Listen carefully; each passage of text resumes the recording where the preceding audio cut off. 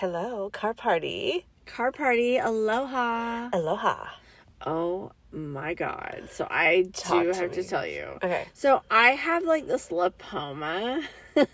Oh, yes. Right. And like, I didn't even know what this was. So lots of people get these. It's Right. kind of like that show, the Dr. Pimple Popper, I think, where you get like this fatty tumor. It's benign. Right. It can actually turn cancerous, apparently, if it grows over like 5 inches or something. Yeah, but Brett like, touched it. Yeah, right.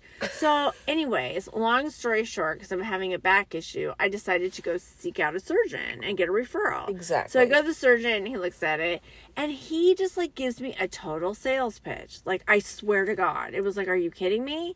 He's just like, well, first of all, he's like, let me have my teaching doctor examine you, which he did not. He took out this little teeny tape measure and tried to measure it on the surface of my skin. Okay. And it's like, okay, dude, if this is like what we're paying for you to get a medical education, I could have done that at like, I don't know, Kmart when I was 10. Right. Like, what is this? So then I'm like, okay, not really sure how I'm feeling about that. So no, get this.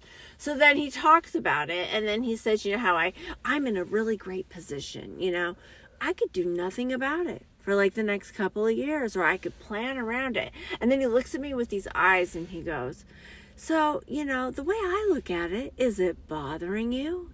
And if it's bothering you, then take it out. Well, there you go. I know. So it was so like this perfect little and I'm like listening to my gut going, huh? Then he was telling me I was going to be completely under. Right. For a lipoma cutout. Right. I'm like, what? Like right. breathing tube, machine breathing for you. And so that really freaked me out, right? That's scary land. So then I was like, I think I need more information. Like, okay, like seriously, I was talking to my sister the other day and we were like laughing because like my body isn't really that big, and if you're gonna go in and you're cutting out, you're doing there's not much to cut out, so like what are you doing? Right. And there's no plan, no scope of work. So I was like, I really need an MRI or an ultrasound to figure this out. Exactly. So then he was questioning my ability to describe the surgery that I had prior, because I had another surgery. Yeah. And he was like, well, you weren't under. That doesn't make any sense. And I'm like, no, I was under. And like, he wasn't believing me. And I'm like, well, I have a scar. And he's like, well, can you show me? And I had that moment of like a deer in headlights. Why do we do this? And I'm talking about this out loud because you people know what I'm talking about. Like, get it together and take charge of your life. The doctors are not police. You don't need to do what they say. And they're like, these two guys like looking at me and they're like, yeah, show us your scar. And I'm like, okay. I'd be the same way. I'm so mad at myself afterwards because so then I pull down my pants because it's not like I have a gown on. It's not like and so I pull down my pants. There's nothing to see except my Victoria's Secret cute underwear. Ew, of course. I hello. know. Hi. And so I open it up and there it is. And he was like, oh, you did have a major surgery. And I'm like, uh-huh. Like I just got done telling you. Right. So I zip up my pants and they're both like looking at me and I felt very strange. You're like, wait. It was almost a Seinfeld. Yeah. Like, did something just happen in my eye? Like, I woke up and, like, I don't even know. So then, oh no, dude, it gets so much worse. So I'm already leaving and I'm talking to people about this and I'm just kind of like, I don't have a good feeling about this. I'm going to go with my gut. I'm going to cancel the surgery.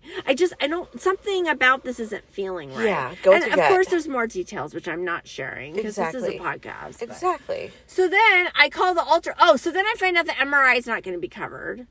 Because it's a superficial lipoma or whatever they're labeling it.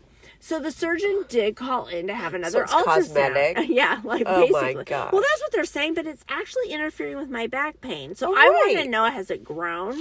Because when I first was diagnosed with it, like 4 years ago, I had it ultrasound and measured because I wanted to know a starting point. Very smart. So then I called the ultrasound to make the appointment because he did do a referral. So that made me feel better. Okay. I was like, okay, you kind of seem like you're incompetent, but okay, you did schedule an ultrasound. So I call him and I'm like, yeah, I'm here to do the ultrasound. And she's like, oh, okay, yeah, I see it here. So it's for your abdominal?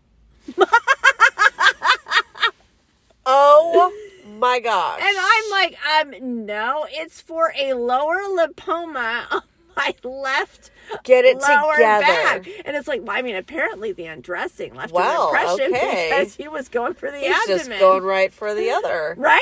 Like, what the hell? I don't know. So, anyways, I got that all straightened out Okay. because that was wrong.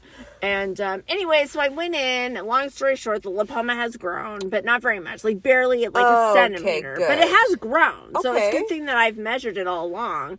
So I have time to think about it. But can you believe that? No. Number one, I'm not examined correctly. We don't have a game plan. He acts like it's no big deal, and then he calls in the wrong ultrasound. It's like, dude, you are not touching me with a 10-foot pole. Absolutely not. Like, peace out. Mic drop. Bye. Bye.